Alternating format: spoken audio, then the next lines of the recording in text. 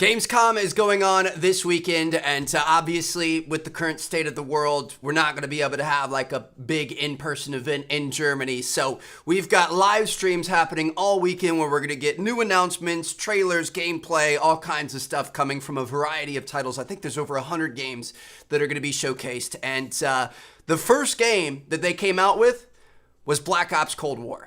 Here we go, baby. Just announced yesterday. Call of Duty Black Ops Cold War. And joining me is Dan Vondrak from Raven to tell us about the game and give you an exclusive sneak peek. Dan, how you doing? We might get some gameplay. Good, Jeff. Thanks for having me here. This has been a dream project for us to work on. From nearly the beginning of development, we knew Black Ops Cold War was going to be a direct sequel to Black Ops 1. And we loved the idea of returning to the pillars built the Black Ops franchise: deniable operations, conspiracy grounded in history, and that shadowy world of paranoia. And we get to mix all those together, drop the player into the 1980s at the height of the Cold War. And it's really something that we know would feel relevant to today and also uniquely Black Ops. Well, you start playing with Black Ops, everyone wants to know characters. We saw yesterday in the reveal trailers, some familiar Woods, faces. course. So, Woods, Mason, break it down. How does this fit into the Black Ops canon? You said it's a direct sequel, so are we going to see a lot of familiar faces? Yeah, part of the fun in making this game was bringing back the iconic characters like Woods and Hudson and Mason and seeing how all those personalities mix with some of the new characters. So the campaign takes place in 1981, and we love that we've been able to have so many connections to the original Black Ops and really be that direct sequel to the game. A direct sequel. Now, one this thing is that perfect. I'm really excited about this is you're pushing the storytelling in kind of a new direction with some branches and some options about how you play through the campaign. Can you maybe walk us through your thinking there? Yeah, one of the driving forces from early in development was to say, let's take this Black Ops thrill ride and infuse it with some player choice and some player freedom. Anything we can do to give the player a little more ownership over their experience. Really? So that starts with allowing the player to create their own character for the Cold War campaign. They can name them and pick a military background and really pretend they are that Black Ops soldier that they want to be. From there, we wanted to take some of our missions and infuse optional objectives, multiple paths, and some player choice moments inside some of those missions. And it was fun to find that balance between the hard-driving Call of Duty action and these more non-linear experiences inside some of the missions.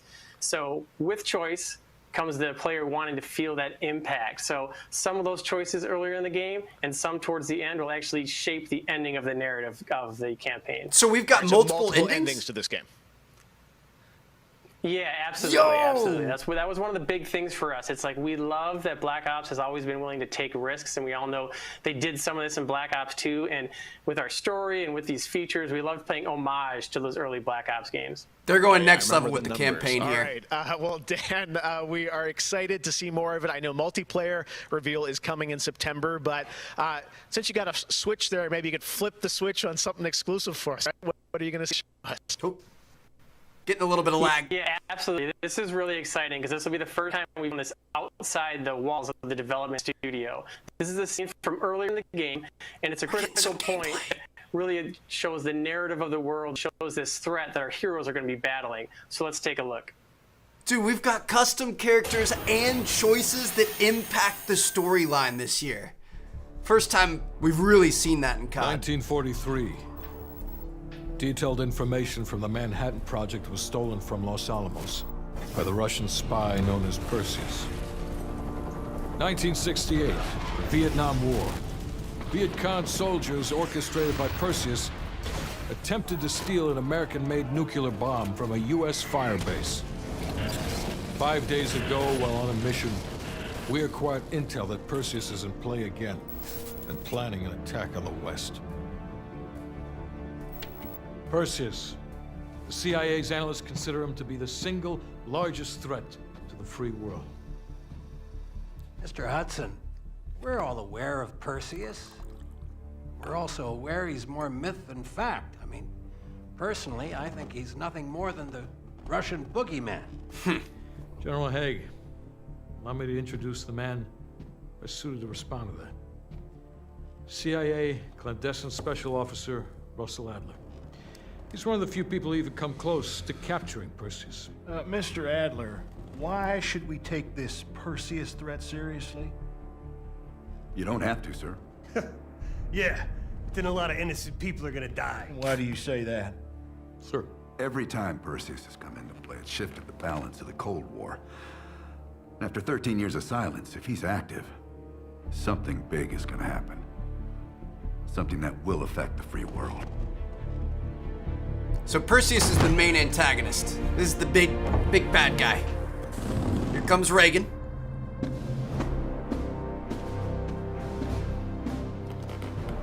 Mr. President. Sir. Mr. President. Mr. President, this is Jason Hudson and Russell Adler. I know their names. Who do you think approved their last mission? Is the threat real? Yes, sir, we believe it is. Can you stop Perseus?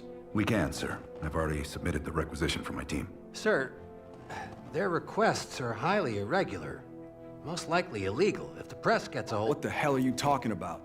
You know who we are? Every mission we go on is illegal. Black Sergeant Ops. Woods, plausible deniability is the backbone of our work. Al, we're talking about preventing an attack on the free men and women of the world. Give Mr. Adler whatever he wants. Gentlemen, you've been given an important task. Protecting our very way of life from a great evil. There is no higher duty. There is no higher honor. And while few people will know of your struggles, rest assured, the entire free world will benefit. I know you won't fail us. The group of men in that room are responsible for saving the world. Are we actually going to get some gameplay here? Is this just like a little teaser, little cutscene thing? I mean, it looks amazing. I'm excited to see how Adler shapes into it. You know, we've got Woods and Hudson and everything like that, but it looks like he's going to be a huge addition to the squad. Oh, that's all we're going to get.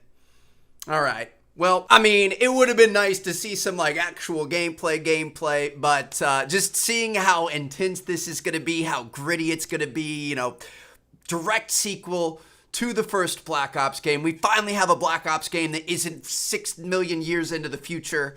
We're not dealing with drones and stuff like that. We're getting our boots on the ground. We're getting down and dirty. We're in the Cold War. All kinds of spy stuff happening, secret intelligence, secret missions that the public's never going to know about, but they're going to benefit greatly from. That's the Black Ops that I like. And the best part is the announcement at the beginning there. Like, it seems like they're really kind of putting a lot into campaign this time around. They're going to be switching things up. They're going to be taking a few more risks. We've got the character customization, which I wouldn't expect it to be too crazy. I don't think it's going to be on the lines of, like, you know, changing all your facial features and eye colors and you know, putting on purple hair and stuff like that. You're not going to be able to do that, but you're probably going to be able to choose at least a couple of different soldier types, maybe male or female or whatever else you may have. I don't know if they're going to have female fighters in here, but we'll see, I guess. But you're going to be able to kind of customize them, kind of have a background that you want. Do you want to come up from the Army? Do you want to come up from the Navy or whatever else? I'm not sure.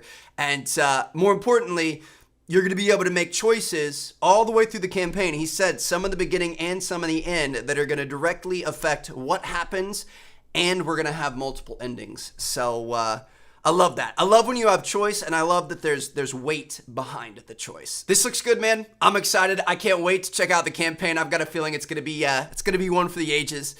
Next up, we've got multiplayer coming out on September 9th. Is going to be that reveal, and after that, the game is only a couple of months away. So I'll see you guys later. Let me know what you guys think down in the comments. Drop a like if you guys enjoyed. Peace out.